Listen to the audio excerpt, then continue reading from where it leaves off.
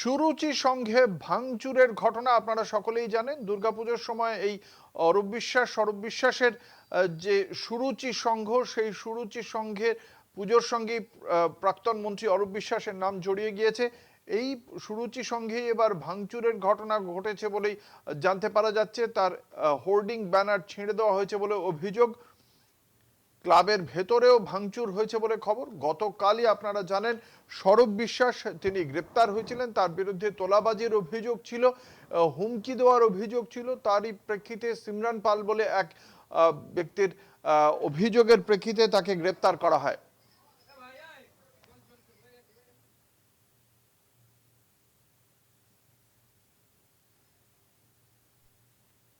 বন্দ্যোপাধ্যায়ের নেতৃত্বের উপরই দল আস্থা রাখলো। হ্যাঁ, নিশ্চয়ই। National general secretary Abhishek Banerjee, Mamata Bandyopadhyay হচ্ছে চেয়ারপারসন।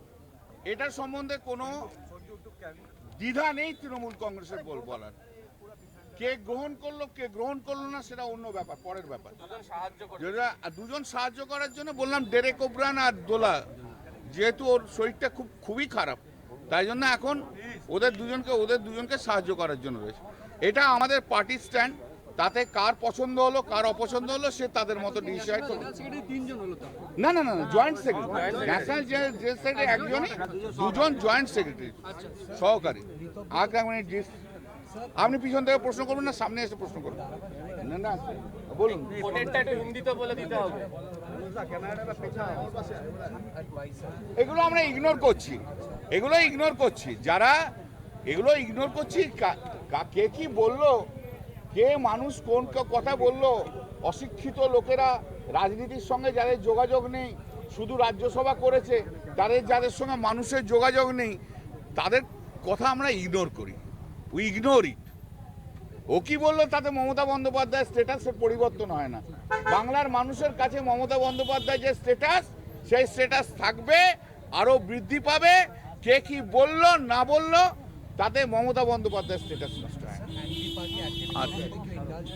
এখন এসব আলোচনা হয়নি। Thank you.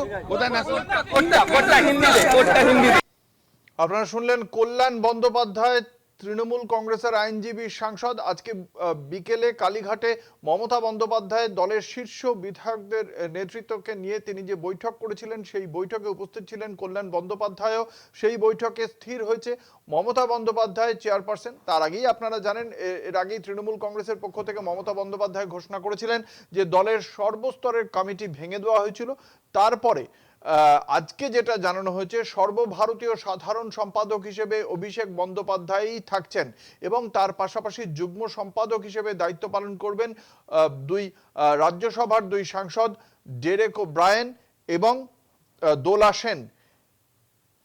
মুখ্য সচেতক হিসেবে, লোকসভার মুখ্য সচেতক হিসেবে যেমন কল্যাণ বন্দ্যোপাধ্যায় ছিলেন তেমনই থাকছেন। এবং এক্ষেত্রে বাকি অন্যান্য দলের অন্যান্য সাংসদ বা বিধায়করা কি মনে করছেন, তারা এরপরে এই সিদ্ধান্তে, যেহেতু অনেকের একটা বড় অংশের বিধায়কদের একটা বড় অংশের বক্তব্য ছিল যে অভিষেক বন্দ্যোপাধ্যায় নয়, মমতা বন্দ্যোপাধ্যায়কে নেতৃত্বে কোনো আপত্তি নেই, এবং তারা বলেছিলেন অভিষেককে হটালে অনেকেই দলে ফিরতে পারেন। সেইখানে একটা বড় বার্তা দিলেন মমতা বন্দ্যোপাধ্যায়, অন্যের শর্তে নয়, তার শর্তেই চলবে তৃণমূল কংগ্রেস।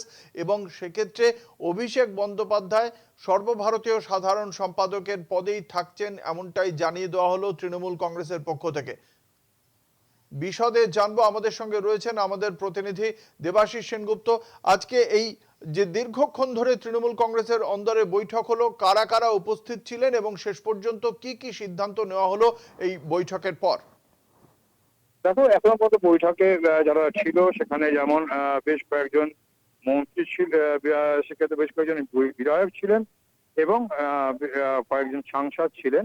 যদিও এটা বাছাই করা একদম বেশ কিছু নির্দিষ্ট কিছু নেত্রীকে দেখেছে, তবে একটা জিনিস বলা যেতে পারে, এই বৈঠকের শেষে যে নির্দেশ বেরিয়ে এসছে সেই নির্দেশে একটা কথা বলা যেতে পারে যে অভিষেক বন্দ্যোপাধ্যায়, যিনি আগে সর্বভারতীয় সাধারণ সম্পাদক ছিল, সেই সর্বভারতীয় সাধারণ সঙ্গে কিন্তু সেই অভিষেকের উপর কেবলমাত্র একার উপর ভরসা রাখতে পারলো না দল, এবং বলা যেতেই পারে যে সেক্ষেত্রে তার সঙ্গে আরো দুজনকে দায়িত্ব দেওয়া হলো। একদিকে হচ্ছে ডেরেক ওব্রায়ান এবং পাশাপাশি দোলা সেনকেও কিন্তু সেই একই দায়িত্বে দায়িত্ব দেওয়া হলো। এবং এ বলা যেতে পারে বেশ কিছু কমিটি নতুন করে তৈরি করা হলো। যেমন চন্দ্রিমা ভট্টাচার্যকে, যদি সুব্রত বক্সী তিনি অসুস্থ, সেই জায়গায় সুব্রত বক্সীর পাশাপাশি কিন্তু সেখানে চন্দ্রিমা ভট্টাচার্যকেও কিন্তু সেখানে দায়িত্ব দেওয়া হলো। এছাড়া মলয় ঘটক লিগাল সেল, চন্দ্রিমা যেমন লিগাল সেল দেখবেন, এর পাশাপাশি কিন্তু বিমান বন্দ্যোপাধ্যায় তার সঙ্গে কিন্তু অল ইন্ডিয়া সাধারণ সম্পাদক হিসেবে রয়েছেন। এবং এর বলা যেতে পারে সায়নী ঘোষ, তিনি যুবর যেমন দায়িত্বে আছেন। প্রিয়াঙ্কা অধিকারীকে তাকে কিন্তু সেক্ষেত্রে কিন্তু তৃণমূল ছাত্র পরিষদের কিন্তু সভানেত্রী হিসেবে করা হলো প্রিয়াঙ্কা অধিকারীকে। এবং বেশ কিছু ক্ষেত্রে দেখা যাচ্ছে ট্রেজারার হিসেবে শুভাশিস চক্রবর্তী যেমন নাম রয়েছে।